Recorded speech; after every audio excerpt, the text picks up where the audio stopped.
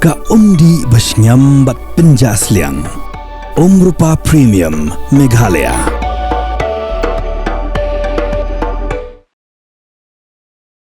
Menteri Sorkar Jala uba Alexander Elhek ubelongru noilam jang ke BJP ulayat ho uba Sorkar kla Shimkhia ha ke bede ba ke Jingbym ke bami na ke Jingbym yo Tulop jinsau pulai Bnai kinthi jagi Nongtrei ke Garo Hills Autonomous District Council.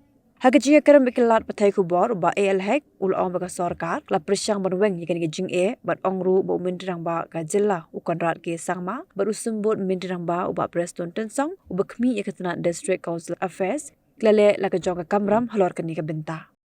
So this is our duty of the government to see that the salary should be given to those who are already, working for the state government or for the district council or municipal board or anybody.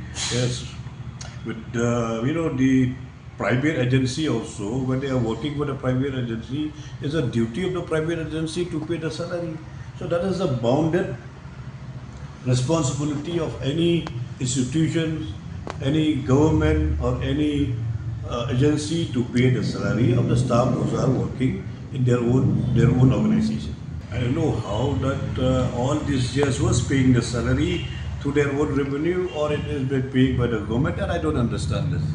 So first we have to find facts though. So what is going on? So it is they are working for the government. As a government, is a duty to pay the salary. They have brought it to the knowledge of the governor. They have brought to the knowledge of the prime minister. They have brought the knowledge of the other chief minister. So to bring it to the knowledge of the higher authority is not a wrong thing.